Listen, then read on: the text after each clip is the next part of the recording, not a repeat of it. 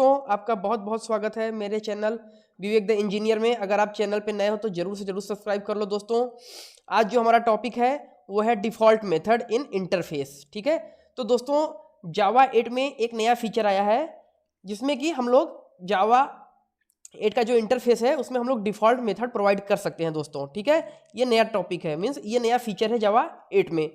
तो अभी इसके पहले क्या होता था वो भी हम देखेंगे, हमें डिफ़ॉल्ट मेथड की ज़रूरत क्यों पड़ी हम वो भी देखेंगे दोस्तों। ठीक है, और जब एक बार ये पूरा सीरीज पूरा जावा 8 का फीचर कंप्लीट हो जाएगा तो मैं इंटरव्यू का क्वेश्चन भी बताऊंगी कि कौन कौन सा क्वेश्चंस आता है इंटरव्यू में। ठीक है, तो अभी देखते हैं जावा 8 का जो ये डिफ़ॉल्ट मेथड है इंटरफेस में ये क्या है दोस्तों।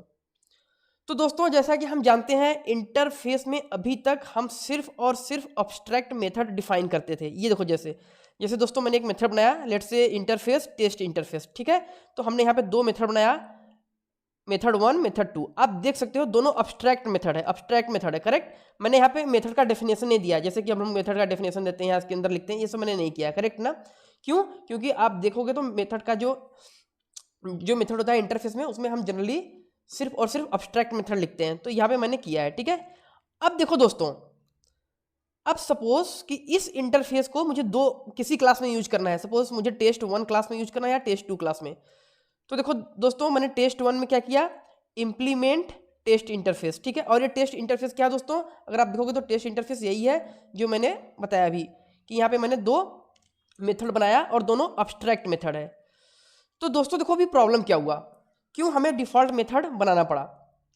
अब देखो ध्यान से, तो इस इंटरफेस का नाम क्या है, टेस्ट इंटरफेस। तो देखो दोस्तों टेस्ट 1 क्लास मैंने एक बनाया तो वहाँ पे भी टेस्ट इंटरफेस यूज हुआ है, और टेस्ट 2 क्लास है, देखो दोस्तों यहाँ पे भी टेस्ट इंटरफेस यूज हुआ है, करेक्ट। इसका मतलब क्लास टेस्ट 1 और क्लास टेस्ट 2 दोनों जगह कौन सा मेथड यूज हुआ है दोस्तों, अरे सॉरी, कौन सा इंटरफेस यूज हुआ है, टेस्ट इंटरफेस। तो हम जानते हैं कि अगर सपोज कि हम कोई भी इंटरफेस में अगर मेथड बनाते हैं तो वो मेथड हमें उस क्लास में इंप्लीमेंट करना जरूरी होगा। अगर मैं इंप्लीमेंट नहीं करूंगा दोस्तों तो एरर आ जाता है, बराबर ना। जैसे कि देखो दोस्तों यहाँ पे कौन से मेथड है, मेथड 1 और मेथड 2, बराबर। ये हमारा इस इंटरफेस में है। तो देखो टेस्ट 1 में मैंने कौन सा इंप्लीमेंट किया इंटरफेस, टेस्ट इंटरफेस, करेक्ट। और उसमें कौन से मेथड थे दोस्तों, मेथड 1 मेथड 2, दो, करेक्ट। तो अगर मैं यहाँ पे इसको डिफाइन नहीं करूंगा तो वो एरर आएगा। ठीक है, मेरे ख्याल से ये आपको पहले से पता होगा, बट मैं बताता हूँ। देखो अगर सपोज कि मैं इसको कमेंट कर दूं या डिलीट कर दूं, देखो एरर आ जाएगा, देखना। कंट्रोल एक्स में करता हूँ, ठीक है। तो देखो दोस्तों यहाँ पे एरर आ गया, यहाँ पे क्या दिखा रहा है, एड अनइम्प्लीमेंटेड मेथड। ठीक है, एरर आ रहा है, ठीक है ना। वापस में अगर कंट्रोल Z करूंगा तो ये सही हो जाएगा।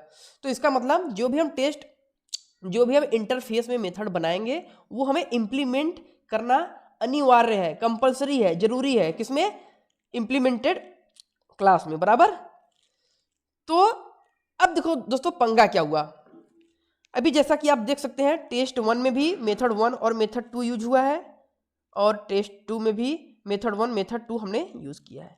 लेकिन सपोज कि हमारे पास कोई ऐसा रिक्वायरमेंट आया, ध्यान से सुनना दोस्तों, ध्यान से एकदम। सपोज हमारे पास कल को कोई ऐसा रिक्वायरमेंट आया जो कि ये बोल रहा है कि हम मेथड 3 भी चाहते हैं।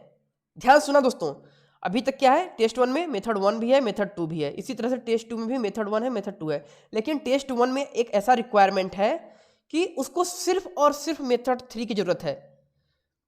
ध्यान सुना दोस्तों, जो क्लास टेस्ट 1 है उसको मेथड 1 मेथड 2 तो चाहिए और मेथड 3 भी चाहिए, ठीक है। लेकिन जो टेस्ट 2 है, जो ये वाला क्लास है, इसको मेथड 3 नहीं चाहिए।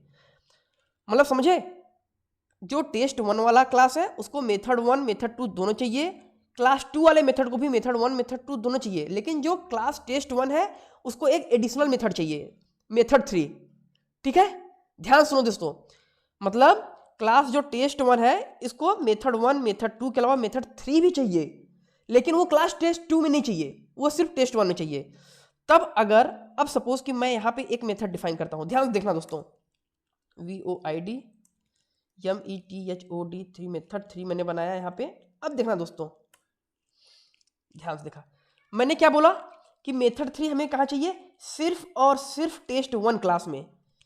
तो देखो दोस्तों यहाँ पे एरर आ गया। क्या बोल रहा है कि यहाँ पे आपने मेथड 3 डिफाइन नहीं किया है, और यहाँ पे भी एरर आ गया।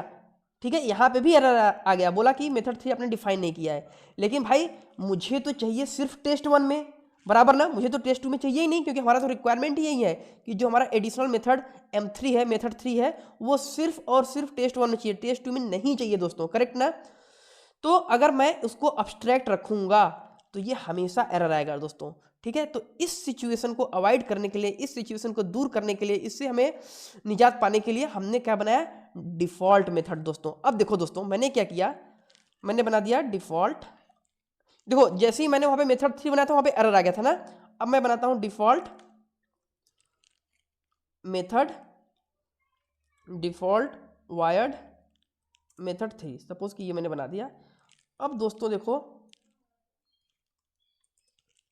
अब सपोज कि मैंने यहाँ पे लिख दिया system dot out dot println, और ये सपोज कि मेथड 3 MEDHOD3 मेथड 3।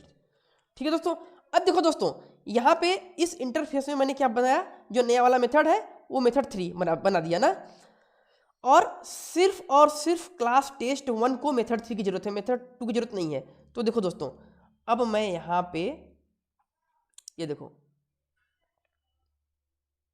ठीक है, अब मैं यहाँ पे लिख दूंगा @ सॉरी, मैं यहाँ पे लिख रहा हूँ टेस्ट 1 को जरूरत है ना, टेस्ट 1 को मैं भूल गया था, टेस्ट 1 को जरूरत है। तो मैं यहाँ पे क्या करूँगा, सिर्फ और सिर्फ मेथड 3 लिखूंगा दोस्तों।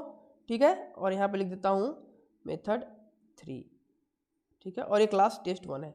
देखो दोस्तों मैंने क्या किया, टेस्ट क्लास में हमने क्या बनाया था, एक देखो नया इंटरफेस, सॉरी एक नया मेथड जो कि मेथड 3 है। ठीक है, और इसकी जरूरत किसको है, सिर्फ और सपोज कि हमें इसकी जरूरत सिर्फ और सिर्फ टेस्ट 1 क्लास में है। ठीक है, हमें टेस्ट 2 क्लास में कोई भी जरूरत नहीं है, बराबर ना। तो देखो दोस्तों उस नए वाले मेथड को मैंने यहाँ पे लिखा, कहाँ पे, यहाँ पे इसको ओवरराइट कर दिया। देखो दोस्तों कर दिया ना, और टेस्ट 2 में हमें ओवरराइट करने की जरूरत नहीं पड़ी, फिर भी एरर नहीं आया। समझ में आया दोस्तों। तो इसका मतलब कि जो हम जावा 8 में जो हमारा इंटरफेस का कॉन्सेप्ट आया, और उस इंटरफेस में हमने डिफॉल्ट मेथड बनाया। ठीक है, तो जो भी हमारे पुराने इंटरफेस यूज हुए होंगे, ठीक है, उस पर कोई भी फर्क नहीं पड़ेगा, कोई भी इफेक्ट नहीं पड़ेगा अगर हम कोई भी नया डिफॉल्ट मेथड ऐड करते हैं तो, बराबर ना। सपोज कि आपने जावा 8 आने से पहले ही आपने कोई एग्जिस्टिंग कोड बनाया था, एग्जिस्टिंग प्रोजेक्ट बनाया था, बराबर।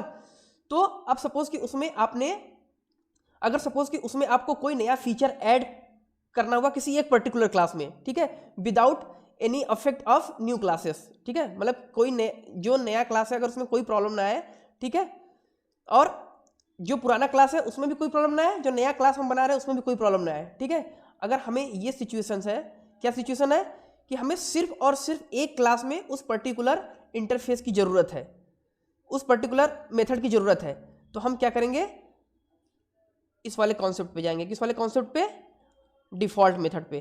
क्यों, क्योंकि डिफॉल्ट मेथड अगर आप यूज कर रहे हो दोस्तों, तो हर एक इंप्लीमेंटेड क्लास में जरूरत नहीं है इसको ओवरराइड करने की।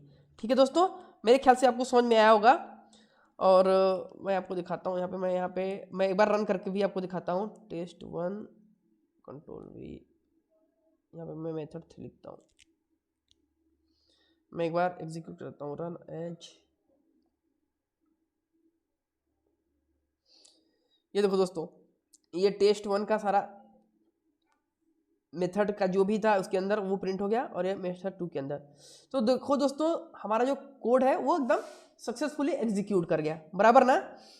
तो इसका मतलब क्या हुआ कि हम इंटरफेस जो हमारा है ना जावा 8 का, उसमें हम डिफ़ॉल्ट मेथड यूज कर सकते हैं। और डिफ़ॉल्ट मेथड अगर हम यूज कर रहे हैं तो डिफ़ॉल्ट मेथड को हर एक क्लास में, हर एक इम्प्लीमेंटेशन क्लास में इम्प्लीमेंट करने की जरूरत नहीं है दोस्तों। ठीक है, मेरे ख्याल से आपको समझ में आ गया होगा दोस्तों।